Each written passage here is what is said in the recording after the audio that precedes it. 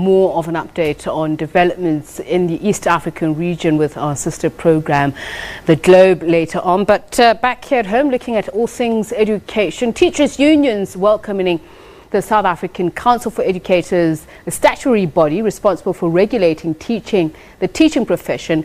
A new introduction that they made in March last year, a decision that all persons applying for registration with SACE needs to produce a valid police clearance certificate, which is no older than 6 months.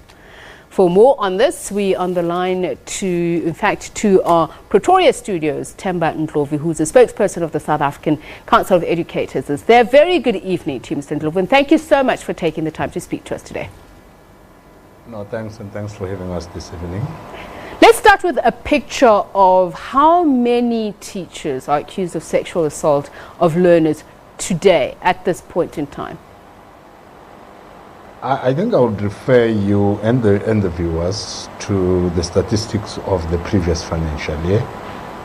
Only last year, we received about 78 complaints of teachers alleged to have had sexual misconduct against learners.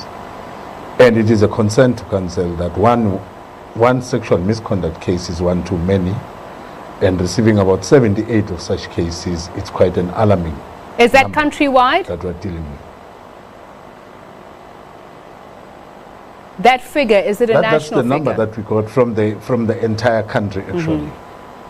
Do you think it could be more, though, given the fact that we have seen in many other cases from different schools, primary to secondary schools, of learners certainly not wanting to talk about it, and many of them just afraid of reporting those incidents because in some cases they could be failed? It's our suspicion that the cases that we're talking about, the 78, we're talking about cases that were reported to us. There is the suspicion that there could be a number of cases that go unreported. That is why throughout the year we have been making a call to society to say it is important for us to be able to stop this practice, for people to report such cases so that the council were able to deal with them. But unfortunately, we can only talk about those that get reported to us.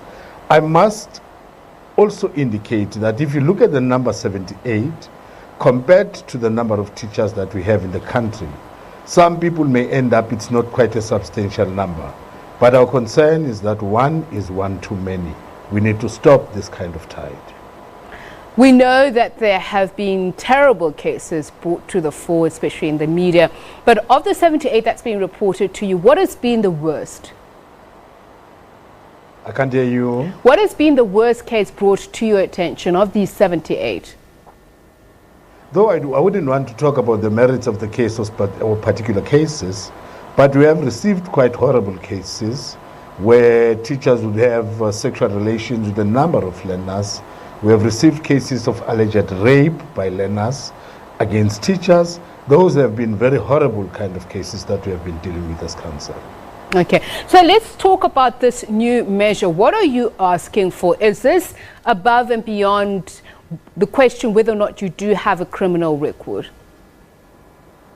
Basically, what we are asking from the professionals is that as an additional requirement to registration with SACE, teachers, all new applications, I must emphasize, all new applications that are being brought to our offices as from the 1st of January, those individuals would be expected to provide council with a valid police clearance certificate that is not older than 6 months.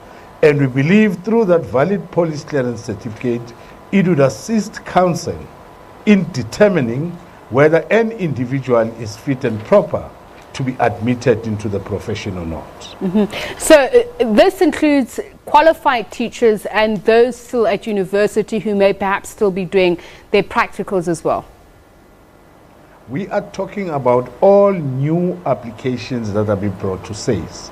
We're talking about those teachers that have qualified. We're talking about those teachers, those student teachers who are doing their 4th year, who are applying for provisional registration with us. Anybody coming in afresh to council as a new applicant we're expecting that person to provide a police clearance certificate.